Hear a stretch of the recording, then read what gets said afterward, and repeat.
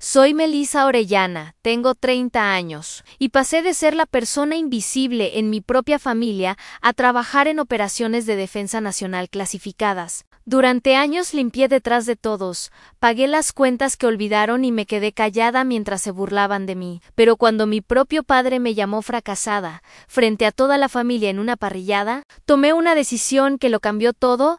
¿Alguna vez te has sentido rechazada por las personas a quienes lo diste todo? Si es así, comparte tu historia en los comentarios. No estás sola. Antes de continuar, dime desde dónde nos ves. Y si alguna vez tuviste que demostrarle silenciosamente lo contrario a alguien, dale me gusta y suscríbete. Lo que pasó después, nadie lo vio venir. Mi nombre es Melissa Orellana y durante la Mayo era parte de mi vida, fui la persona invisible en mi familia. No porque no estuviera presente, sino porque nunca encajé del todo en el molde que ellos ya habían decidido que era digno de atención. Éramos una familia militar de pies a cabeza. Mi padre, sargento mayor William Orellana, sirvió 22 años en el ejército. Estrella de bronce, 3 despliegues, 2 rodillas destrozadas. Mi madre Carmen desempeñaba el papel de la perfecta esposa militar anorganizada. Leal, constantemente agotada, tenía 2 hermanos mayores, Andrés y Mateo. Ambos siguieron los pasos de mi padre sin dudarlo. Andrés se alistó inmediatamente a los 18, Mateo aguantó un tiempo en la universidad, pero finalmente ingresó al ROTC y se graduó como oficial. Ese era el patrón familiar: dureza, lealtad y disciplina, medidos en años de servicio e historias de despliegue que se contaban en la cena como reliquias familiares.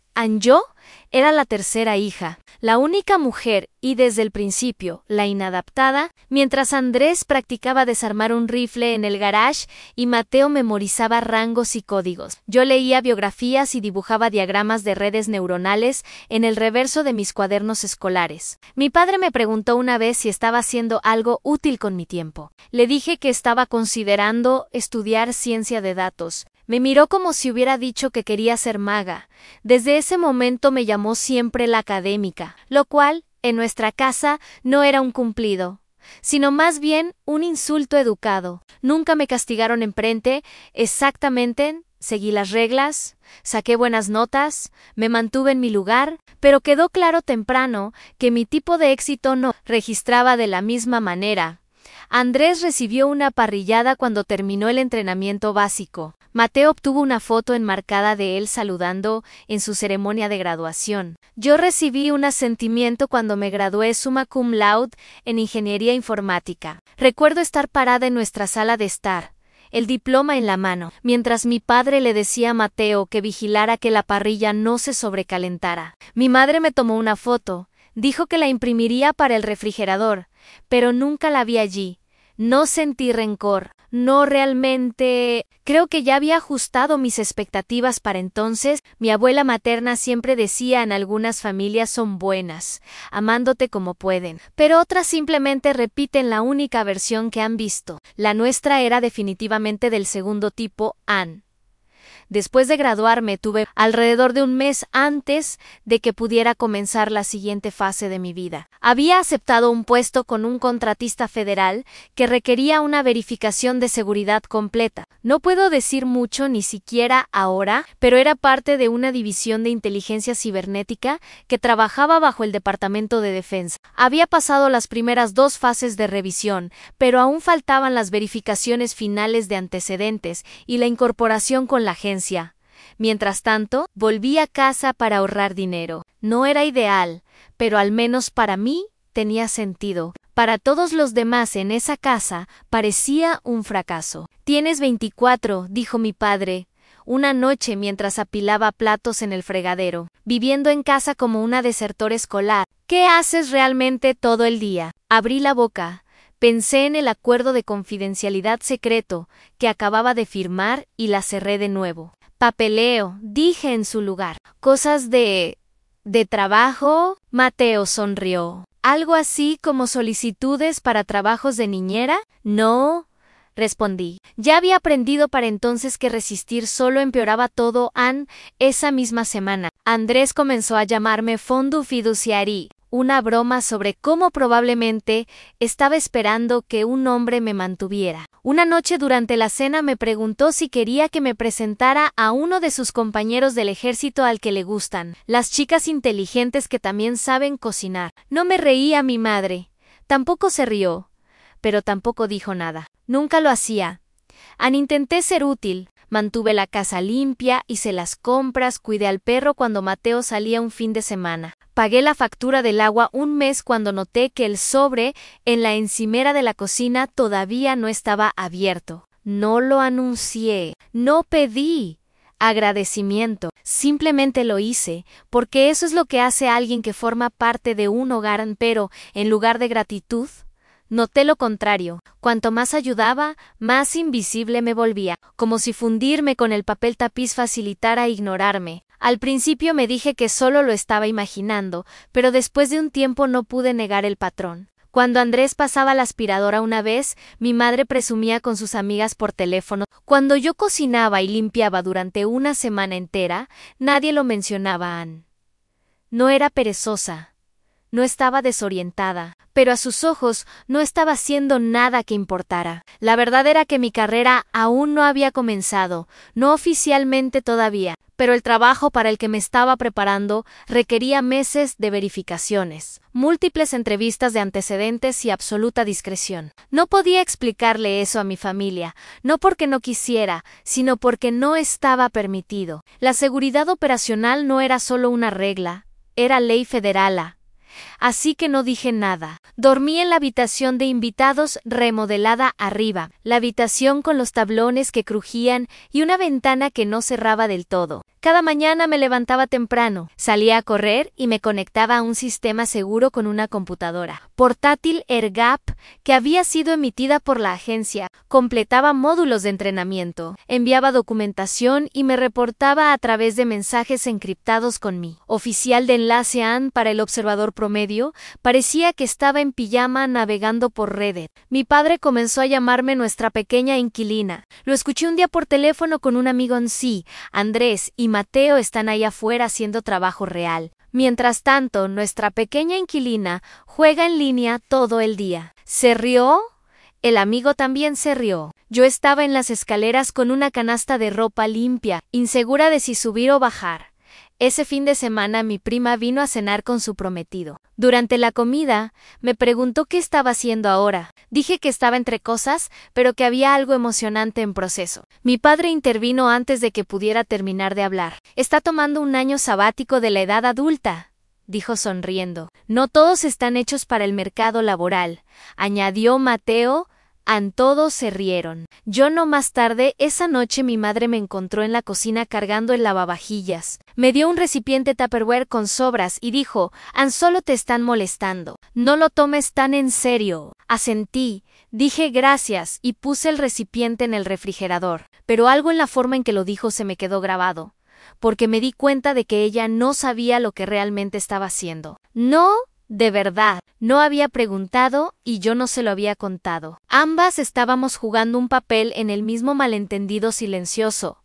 Aún así, pensé que pasaría. Una vez que se completara la autorización de seguridad, una vez que se terminara el papeleo, una vez que llegara el primer despliegue, todo cambiaría. Solo tenía que aguantar hasta entonces, mantener la cabeza bajo, hacer las tareas del hogar, dejarlos pensar lo que quisieran. La verdad pronto se revelaría, pero a veces el silencio no te compra tiempo. A veces les da permiso a las personas para pensar lo peor de ti. Y cuando finalmente salió la verdad, la distancia entre nosotros ya era lo suficientemente grande como para parecer permanente.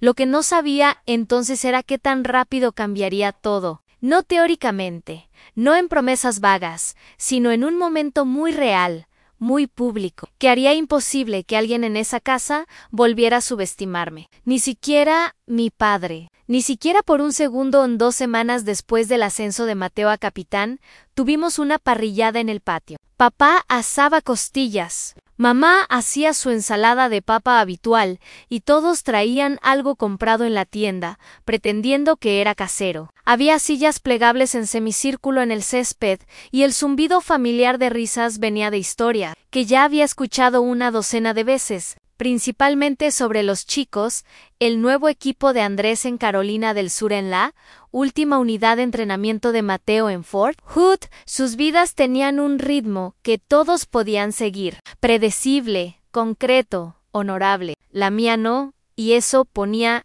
incómoda a la gente. Estaba junto a la mesa de bebidas, rellenando la limonada, cuando el tío Terry se acercó. Llevaba como siempre su gorra de sol y polo, como si viviera en un campo de golf en lugar de trabajar en la recepción de la clínica veterinaria. Entonces Melissa dijo, su voz demasiado casual: tu madre dice que estás de vuelta en casa, tomándote un pequeño descanso. Sonrió como si fuera un cumplido. Yo le devolví la sonrisa como si no me sintiera ofendida. Algo así. Nada malo con descifrar las cosas. Dios sabe que no me puse serio con mi carrera hasta casi los 30.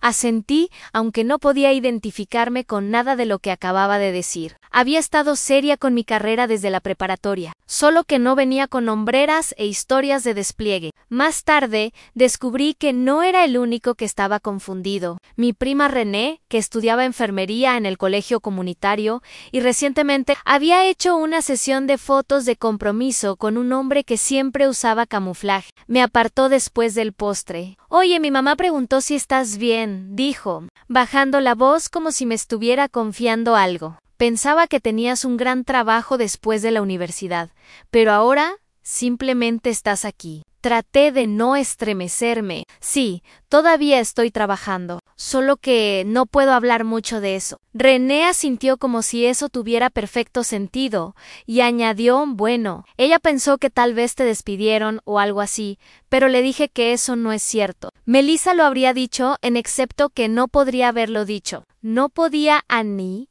Y esa fue la parte que dolió. Los rumores eran más fáciles de aceptar que la ambigüedad, especialmente en nuestra familia. Si algo no tenía un título, insignias o un certificado en la pared, bien podría no existir. Mi padre siempre decía, la gente jala su peso o no lo hace. A sus ojos. Yo no jalaba nada.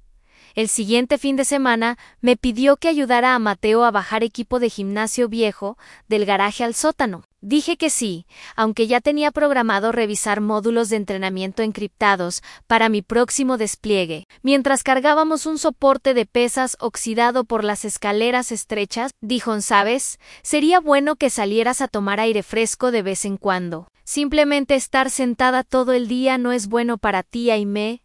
Reí incómodamente. Salgo a correr todas las mañanas. Él gruñó. Sí, pero me refiero a hacer algo real. Ya llevas 3 meses aquí, Melissa. A tu edad yo estaba casado, tenía 2 hijos y estaba en medio de mi segundo despliegue. La insinuación no fue sutil. No solo iba retrasada, ya había perdido. No le respondí. Agarré la barra de metal y seguí moviéndome. Esa noche, durante el pastel de carne y puré de papas, Mateo mencionó casualmente que le habían pedido liderar un ejercicio multinacional en Alemania. Mamá aplaudió y lo llamó una estrella en ascenso. Andrés se conectó por altavoz y dijo lo orgulloso que estaba de él. Y papá levantó su vaso y brindó por ambos hijos, por ser exactamente el tipo de hombres que este país necesita más. Nadie me miró, ni siquiera para preguntar cómo estuvo mi día. Este patrón se repitió en cada cena familiar, cada cumpleaños, cada domingo relajado cuando Andrés pasaba con su sudadera de la unidad y era tratado inmediatamente como un héroe. Yo esperaba que alguien recordara que yo también tenía noticias, aunque no pudiera dar detalles, pero la suposición ya estaba fija. Melissa atascada. Melissa sin dirección. Melissa simplemente estaba de vuelta en casa. Observaba desde el borde de cada habitación, como mi identidad se estrechaba cada vez más. No importaba que acabara de terminar mis rotaciones de ciberseguridad, que había pasado por capas de verificaciones de las que la mayoría de la gente ni siquiera sabía que existían, que ya estaba vinculada a operaciones federales de las que la mayoría de los civiles nunca se enterarían. Nada de eso importaba, no para ellos, porque no lo veían. Y como no lo veían, no era real.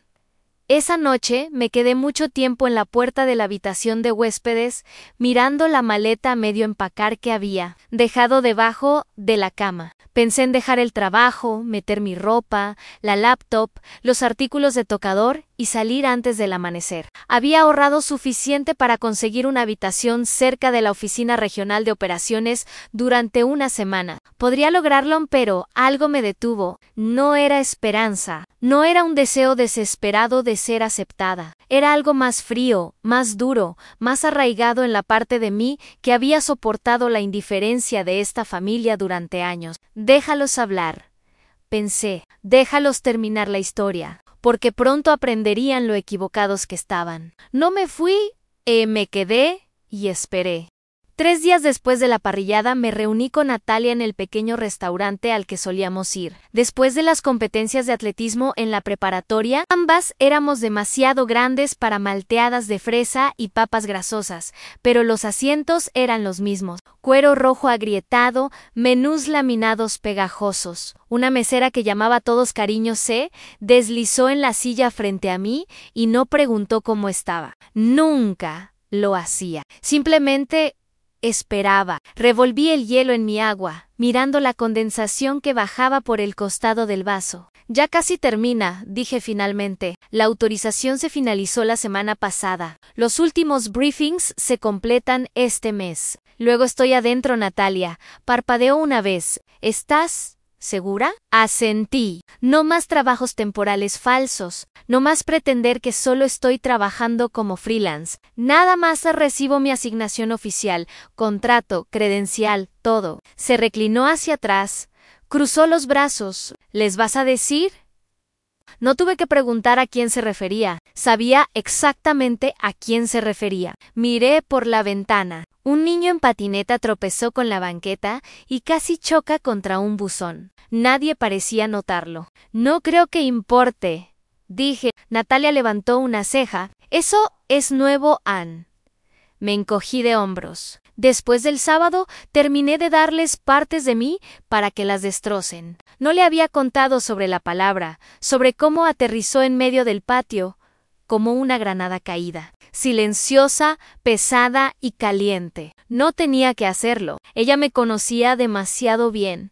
Conocía cuánto podía soportar. Conocía la diferencia entre tragar y dejar que penetrara en la piel. Sigo pensando, dije. No tienen ni idea de lo que realmente hago, ni una sola, y aún así ya decidieron quién soy. ¿No es esa la ignorancia más peligrosa? Preguntó sin sonreír. ¿Pensar que descubriste a alguien solo porque viste su cesto de ropa? Solté un sonido que casi fue una risa. Piensan que estoy desempleada o atascada, o no sé, evitando crecer. Y en 2 semanas, dijo Natalia, vas a estar trabajando en tareas clasificadas de inteligencia a nivel de defensa. Probablemente ya superaste en rango a la mitad de tus primos antes de siquiera aparecer. No se trata del rango. ¿Ella no dijo?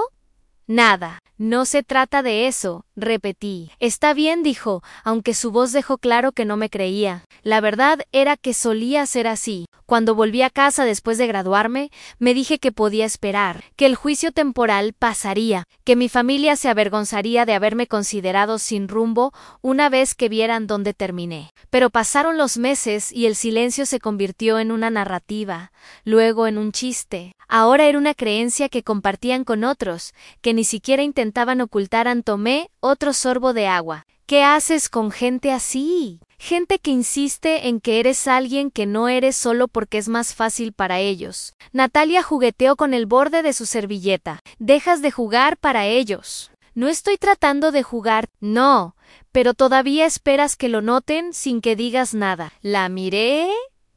El nudo en mi garganta se formó más por reconocimiento que por emoción. Solía pensar que si solo esperaba lo suficiente, el trabajo hablaría por sí mismo. Y lo hará, dijo, solo que no de la manera que pensabas. El viaje a casa esa noche se sintió diferente. No mejor, no peor, simplemente más claro. Ya no estaba enojada. No realmente. Ya no quedaba energía para eso. Había alcanzado la parte de la historia donde la ira hace espacio para la comprensión. La que pica más porque permanece. Entré al camino de entrada y me senté en el auto. El motor apagado, mirando la luz parpadeante del porche. La camioneta de mi padre estaba en su lugar habitual. El auto de mi madre estacionado ordenadamente junto al contenedor de reciclaje. Adentro podía ver sombras en la cocina. Probablemente Mateo, rellenando su botella de agua, como si estuviera a punto de escalar el monte Everest en lugar de ir al gimnasio por tercera vez.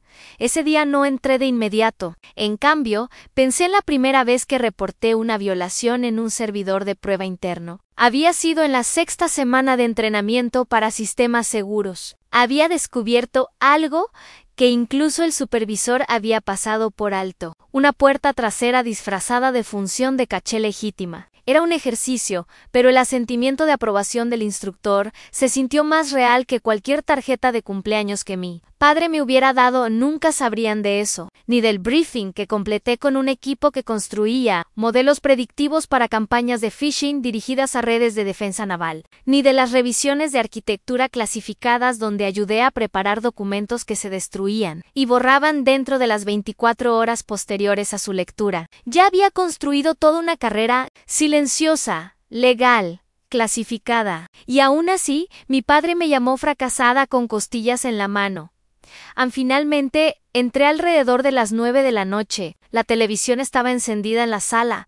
Alguna serie de crímenes que mi madre veía en piloto automático. Levantó la vista cuando entré y me dio una sonrisa cansada. ¿Comiste? Sí, estoy bien. No olvides mover tu auto mañana. Tu padre va a limpiar las canaletas. ¿Ok? Eso fue todo, sin disculpas, sin preguntas sobre la parrillada, sin sensación de que algo inusual hubiera pasado. Subí y abrí mi laptop. Verifiqué el canal seguro. Una nueva tarea de briefing estaba listada. Base de CB. Primera autorización de seguridad con recogida de credencial física. Debía reportarme en 5 días. Había un segundo mensaje del oficial de enlace. Se organizaría un auto para transporte al lugar de recogida. Protocolo estándar para nuevas iniciativas de autorización de seguridad. Normalmente lo habría programado para un estacionamiento local en algún lugar tranquilo y discreto. Pero en su lugar, escribí de vuelta en recogida en dirección residencial. Entrada frontal confirmada AM. Recliné y exhalé lentamente. No por tensión, no por emoción, sino por paz. Ya no tenía que explicarles. Ese barco ya había zarpado hace mucho. No tenía que ganar ninguna discusión, ni dar un monólogo dramático explicando todas las cosas que hicieron mal. La verdad vendría, estuvieran listos o no. Y por primera vez en mucho tiempo, estaba bien dejando que los hechos hablaran más alto de lo que yo jamás podría en el correo electrónico. Llegó a las 7:42 de la mañana un miércoles. Estaba raspando huevos quemados de la sartén. Mateo los había dejado en la estufa otra vez cuando mi teléfono vibró. La línea del asunto era breve: en autorización de seguridad final aprobada. Me quedé mirándola unos segundos antes de abrir el mensaje.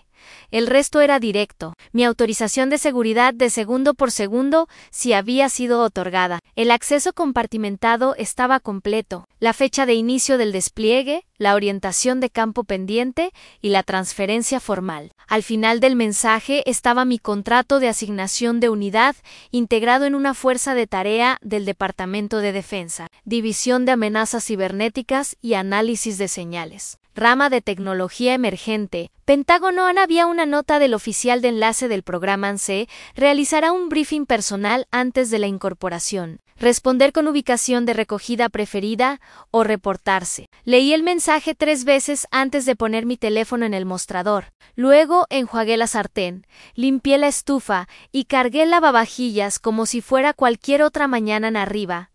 Me senté en mi escritorio y redacté una breve respuesta en recogida en dirección residencial. Viernes por la mañana, las 9:30 de la mañana, hubo una larga pausa hasta que el sistema automático confirmó recepción. 30 minutos después, el oficial de enlace confirmó: vehículo llegará en ubicación designada, identificación requerida. Sin anuncio, esa parte me hizo sonreír. Sin anuncio. La ironía no se me escapó. Sería la misma dirección donde mi familia creía que estaba desperdiciando mi vida. El mismo camino de entrada donde estacionaban su juicio cada fin de semana como si tuviera un lugar reservado. Había pensado en programar la reunión fuera del sitio como la mayoría de los nuevos reclutas. Tranquilo, eficiente, sin teatro, pero después de la parrillada. Después de la palabra fracasada servida junto con costillas y ensalada de col, ya no me sentía con ganas de jugar tranquila.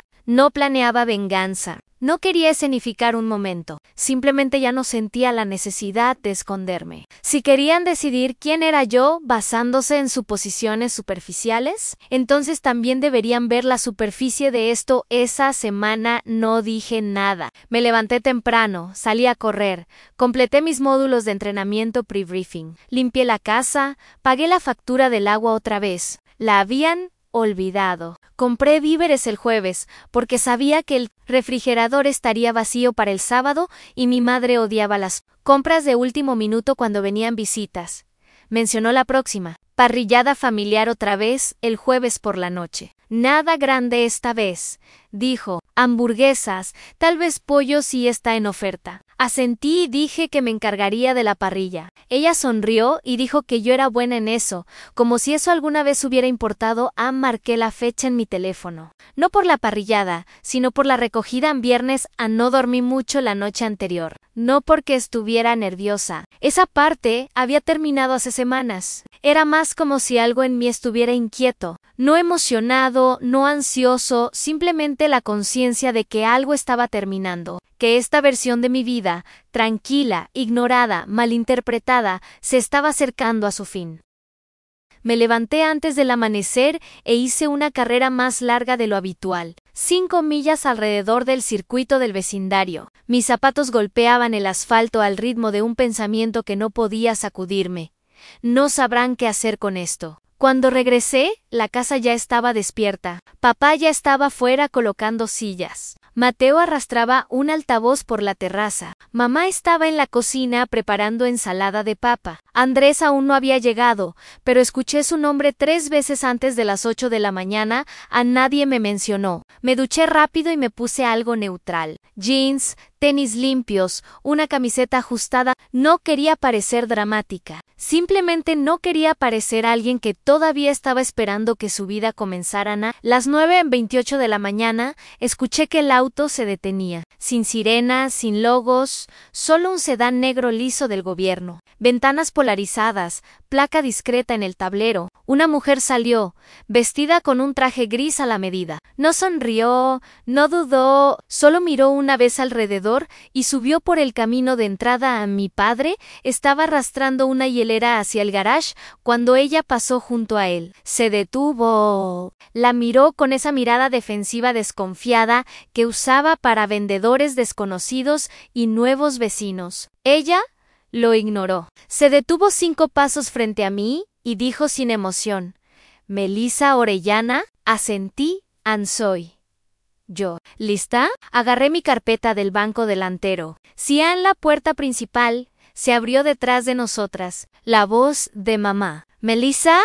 ¿Quién es?». La mujer se giró ligeramente, sus ojos aún sobre mí. Pude sentir como todo el patio se congeló. No visiblemente, todavía no, pero algo en el aire cambió. Mi padre dejó la hielera. Mateo se levantó donde estaba ajustando los cables del altavoz. La mujer sacó una carpeta negra de su maletín y la abrió, mostrando una placa. Contratista del Departamento de Defensa. Autorización de seguridad. Estamos aquí para acompañar a la señorita Orellana a su briefing de despliegue en silencio. No solo tranquilo, sino verdadero silencio. El tipo que solo ocurre cuando cada célula cerebral disponible está tratando de ponerse al día. Escuché a alguien dejar caer un utensilio en la terraza. Un tintineo. Nadie se movió. Me volví hacia mi madre, que estaba medio detrás de la puerta con un trapo de cocina en la mano. «¿Regreso más tarde?», dije. «No olvides sacar las costillas del refrigerador a las 11». Abrió la boca, pero no dijo nada a Mateo. Finalmente habló. «Espera, ¿qué es esto?». «No, respondí. Subí al auto. Mientras salíamos del camino de entrada, vi la camioneta de Andrés doblar la esquina, disminuyendo la velocidad cuando el sedán negro pasó junto a él. Su ventana estaba baja. Sus lentes de sol reflejaban el sol y no pude distinguir si me vio o no. No me di vuelta para verificar a Ann. Dentro del vehículo, la oficial me entregó un sobresellado con mi fecha de inicio oficial y mis documentos. No hizo conversación trivial. Yo tampoco. Y por primera vez en mucho tiempo, no sentí que tuviera que hacerlo en el calor. Se había extendido por el patio para las 11, el tipo que hace sudar la vajilla de papel y la ensalada de papa bajo el plástico. Mi madre se movía entre la cocina y la terraza con su delantal, gritando que alguien sacara las sillas plegables. Papá estaba junto a la parrilla, con una espátula en una mano y una cerveza en la otra. Le contaba a Mateo y Andrés una historia que yo había escuchado una docena de veces. Algo sobre su primer despliegue y un Humvee roto a 90 grados de calor. Se reían como si fuera algo nuevo. Andrés golpeó el cofre de la camioneta de Mateo como si eso reforzara el remate. Yo estaba dentro cortando sandía. Nadie me lo había pedido. Simplemente lo hice porque siempre hago el trabajo preliminar, no hablado, que hace que todo funcione, como rellenar las bandejas de hielo, revisar el propano y reabastecer la hielera. No necesitaba una lista. Sabía qué hacer y lo hacía a través de la puerta mosquitera. Escuché mi nombre una vez, mi padre otra vez con un chiste sobre cómo finalmente me desperté antes del mediodía. Mateo se rió entre dientes. Alguien agregó que me iba a componer uno de estos años. Me sequé las manos con un trapo de cocina y puse la bandeja en el mostrador. Revisé mi teléfono. Las 9:26 de la mañana. La conversación afuera se hizo más fuerte. Más gente llegaba. Tíos, tías, vecinos, niños. Chillando cerca del aspersor, el estéreo cobró vida con una lista de reproducción de rock clásico que no había cambiado en 5 años. Vi por las persianas como mi prima René se estacionaba, ya saludando mientras salía de su auto. Su prometido se quedó atrás para sacar sillas plegables del maletero Nan a las 9:28 a.m. Saqué mi mochila de debajo del banco en el recibidor y la puse junto a la puerta. Solo una mochila negra estándar, nada llamativo. Algunos documentos, mi identificación y la carpeta pre-authorization que la agencia había emitido hace 2 meses. No revisé el cierre, no porque dudara que estuviera cerrado, sino porque mis manos necesitaban algo que hacer. A las 9:30 en punto, el auto se detuvo. No hizo ningún sonido excepto el suave crujido de las llantas sobre la grava. Un sedán negro del gobierno, ventanas polarizadas, sin emblemas, el tipo de auto que no notas hasta que debes. Por un momento nadie afuera reaccionó. Luego, la puerta del conductor se abrió y una mujer salió. Alta, eficiente, el traje planchado de manera impecable, no miró la parrilla, el estéreo o la hielera que alguien estaba desempacando cerca del fuego. Sus ojos escanearon el patio con tranquila precisión. Abrí la puerta principal antes de que tuviera que tocar. Me miró y asintió ligeramente. Melissa Orellana. ¿Sí? Dije. Estoy aquí para acompañarla a su briefing. Vehículo seguro. Salí al porche y escuché cómo el ruido en el patio se detuvo. No se detuvo todo a la vez. Se endureció. Alguien apagó la música. Una silla raspó el concreto. La risa se desvaneció como si alguien hubiera bajado el volumen a mitad de la oración. No levanté mi voz. No expliqué nada. Simplemente tomé mi bolsa y cerré la puerta detrás de mí. Pasé junto a la hielera, junto al plato de panes para hamburguesas, junto a mi tío que estaba preparando las cerraduras. Cada mirada me siguió como si hubiera crecido alas. La mujer del traje se movió con tranquila determinación. No se presentó con nadie más. No tenía que hacerlo. Ya estábamos a mitad de camino al auto cuando mi padre finalmente habló. ¿Qué demonios está pasando? No gritó. Ann tampoco se rió. Era el mismo tono que usaba cuando la podadora se rompía a mitad del verano y no sabía por qué. No me detuve. Melissa, dijo otra vez. Esta vez más fuerte. ¿A dónde vas? ¿A dónde vas? No respondí. La mujer abrió la puerta trasera del lado del pasajero, se hizo a un lado y esperó. Subí al asiento trasero, cerró la puerta detrás de mí, caminó tranquilamente hacia adelante y se subió sin decir otra palabra. Nos fuimos en completo silencio. Eché un último vistazo por la ventana trasera. La imagen permaneció en mi cabeza más tiempo del que esperaba. Mi padre todavía estaba cerca de la parrilla, la espátula en una mano, mirando el espacio vacío en el camino de entrada. Mi madre estaba inmóvil junto a la mesa de la terraza. Su mano todavía sostenía la bolsa de panes para hamburguesas, que yo había desempacado media hora antes. Entrené le susurraba algo a su prometido. Mateo y Andrés estaban ahí parados, ambos confundidos como si el juego ya hubiera comenzado y nadie les hubiera dicho las reglas. Nadie nos siguió, nadie volvió a gritar mi nombre.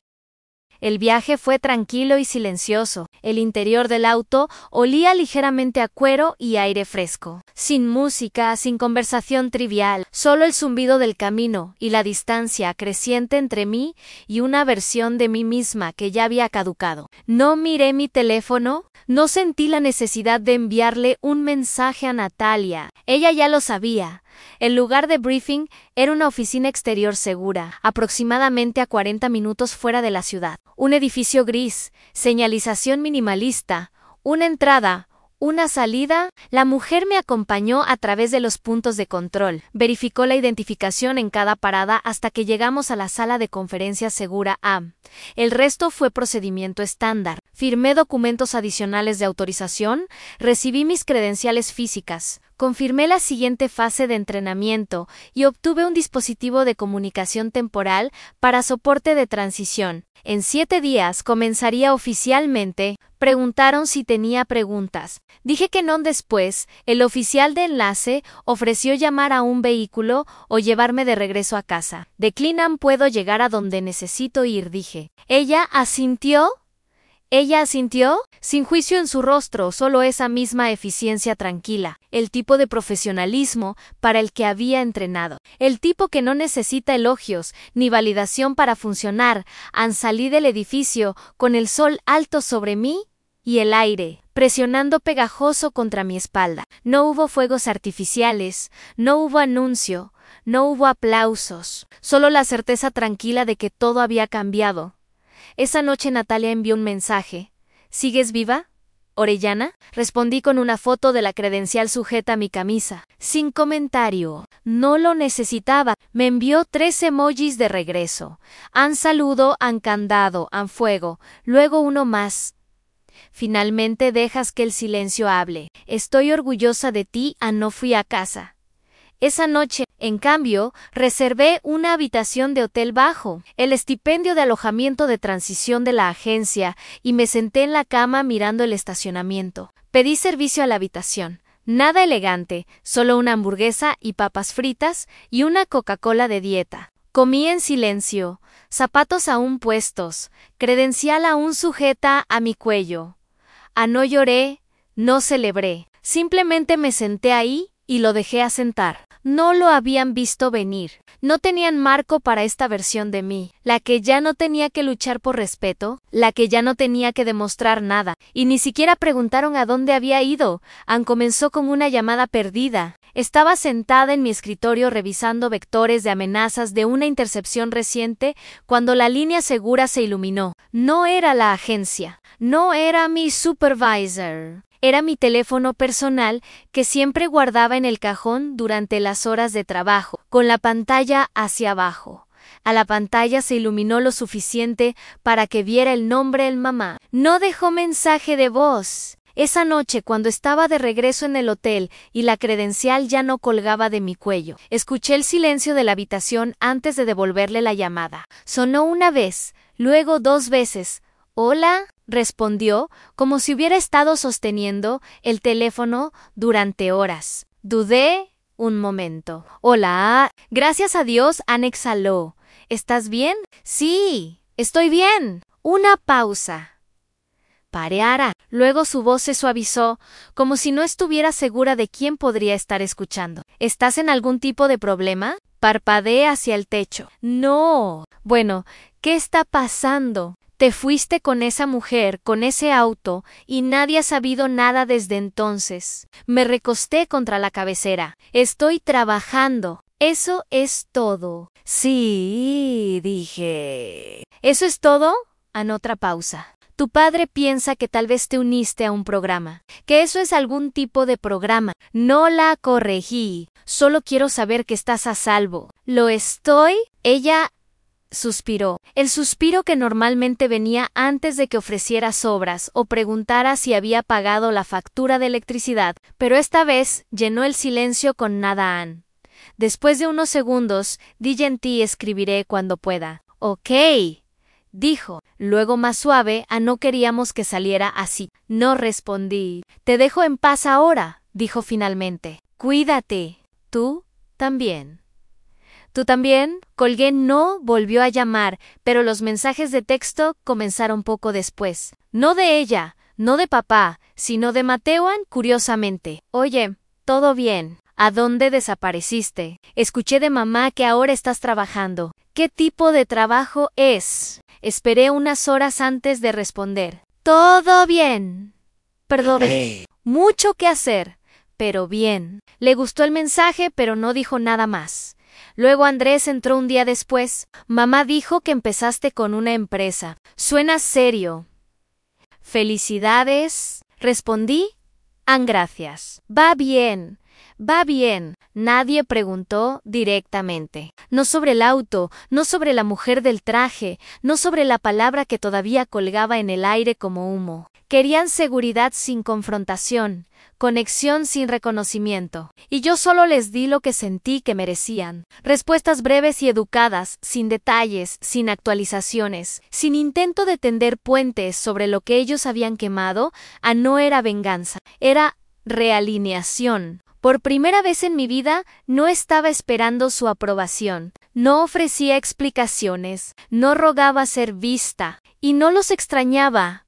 Conseguí mi propio apartamento cerca del centro de la agencia, un apartamento pequeño, limpio, lleno de silencio. Mi nombre no estaba en ningún contrato de alquiler público. Mi correo se redirigía a través de un buzón en otro distrito, parte del trabajo, parte de la vida. La agencia no exigía secreto en el sentido social. No había mordaza que prohibiera hablar con la familia, pero nos entrenaron en discreción. Nos entrenaron en cómo el acceso se gana y no se asume. Solo porque alguien supiera tu nombre no significaba que tuviera acceso. Esa idea se me quedó grabada. Habían tenido acceso a mí durante años, a mi tiempo, mi energía, mi presencia, y lo usaron como ruido de fondo. Ahora, cuando el silencio se extendió, comenzaron a sentirlo. Mateo envió otro mensaje la semana siguiente. La parrilla está callada sin ti. Papá dice todo el tiempo que cocinó todo de más. ¿Volverás pronto? Lo pensé un rato. No respondí de inmediato. No sabía cómo responder.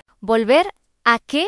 Una versión de mí misma, que era tolerada pero nunca respetada.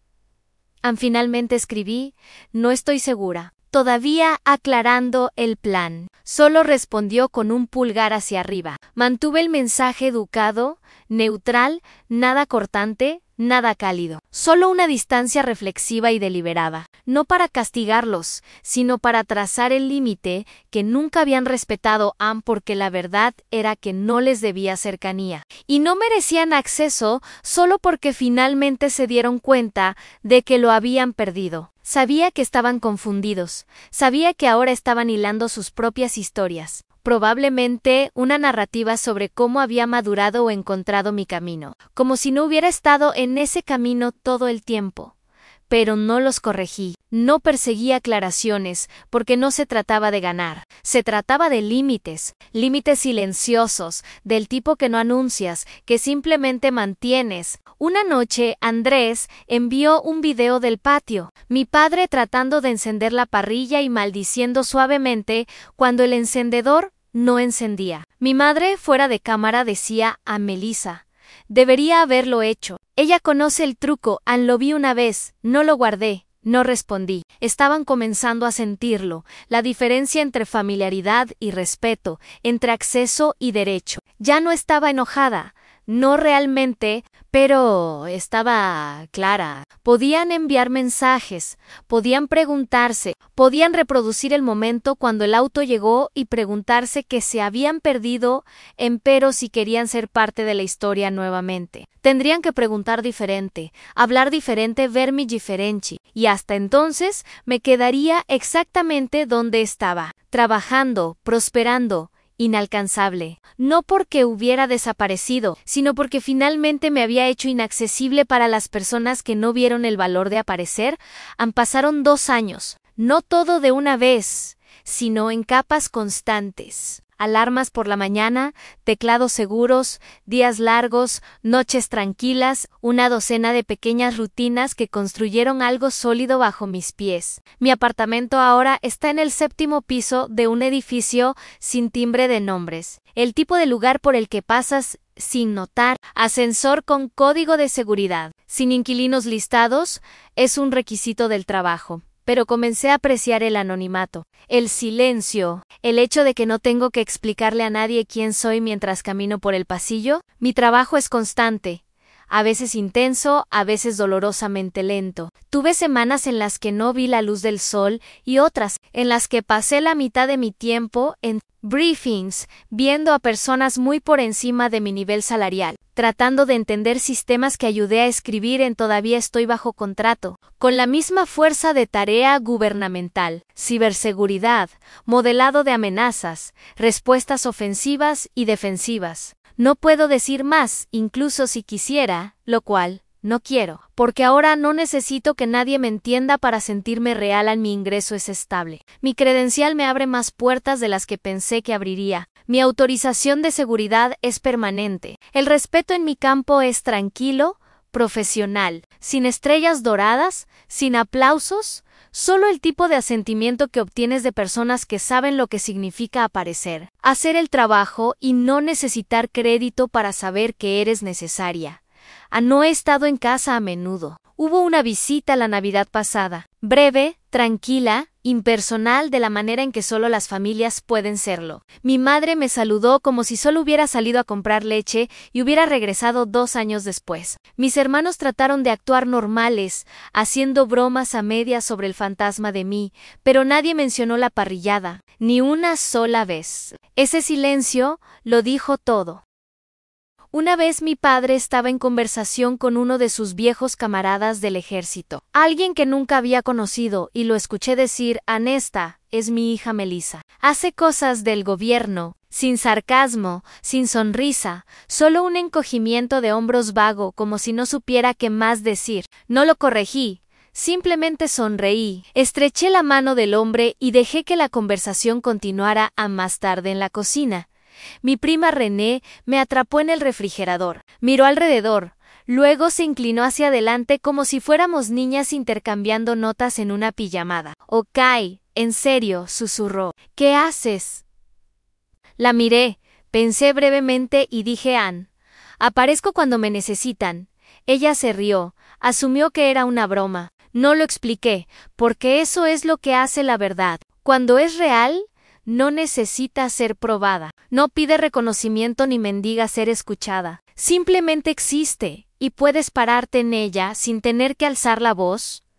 Todavía hay momentos aquí y allá donde recuerdo ese día, el auto, el silencio, la forma en que cada cabeza en el patio se volvió cuando la mujer del traje dijo: Ann, estoy aquí por usted. No lo reproduzco para satisfacción. Tampoco colecciono esos momentos como trofeos, pero los dejo recordarme, no lo que eran, sino en lo que me convertían, porque no estoy donde estoy, porque grité más fuerte o traté más duro de ser vista. Llegué aquí saliendo de los roles que me asignaron: la freelancer, la rezagada, la fracasada, y ahora me despierto por la mañana, me pongo mi credencial y voy a un edificio que la mayoría de la gente no sabe que existe, y me siento en un escritorio donde mi voz cuenta en arreglo, sistemas de los que ningún civil jamás escuchará. Escribo código que tal vez nunca sea reconocido, y Estoy bien con eso, más que bien, porque las personas que importan saben lo que hago, y aquellos que solían definirme por lo que podían ver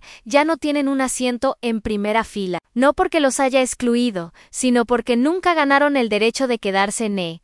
Aprendido algo en estos últimos 2 años, no sobre el trabajo o los protocolos o las autorizaciones de seguridad, sino sobre el silencio, sobre el espacio, sobre cómo la distancia puede ser tanto un límite como una bendición. No odio a mi familia, no guardo rencor, pero ya no confundo acceso con amor, y ya no equiparo cercanía con cuidado. ANSE conectan de vez en cuando, mi madre con preguntas de vacaciones, mis hermanos con mensajes ocasionales sobre fiestas de cumpleaños o parrilladas. Mantengo las respuestas ligeras, amigables, no ofrezco detalles y dejaron de preguntar. Encontramos un nuevo ritmo, uno donde no pretenden entenderme y yo no siento la necesidad de explicarme. No es frío, es limpio, y tal vez esa es la mejor versión de paz que tendremos.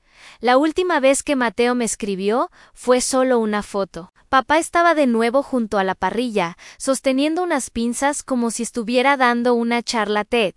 El subtítulo debajo: todavía no sabe cómo encenderlo sin ti. ¿Sonreí? No respondí porque la verdad es que ya no soy esa versión de mí, la que arreglaba todo en segundo plano, la que se reía de las burlas y absorbía el silencio, la que esperaba, con la esperanza de que finalmente vieran. Ahora, no necesito ser vista para saber que soy real, no necesito que las bromas se detengan para sentirme respetada, y no necesito explicar mi vida para que tenga significado. Una vez me llamaron fracasada, ahora solo llaman y esperan que responda, pero aprendí que el mejor tipo de venganza no es demostrarles lo contrario, es saber que nunca necesitaste hacerlo. Gracias por ver. ¿Alguna vez te quedaste en silencio mientras alguien te subestimaba y luego dejaste que la verdad hablara por sí misma? ¿O tuviste que alejarte de la familia solo para proteger tu paz? Comparte tu historia en los comentarios. Leo cada una. Y si alguna vez te llamaron algo que en el fondo sabías que no era cierto, dale me gusta. Comparte esto con alguien que lo necesite y suscríbete para más historias reales sobre conocer tu valor, incluso cuando nadie más lo hace.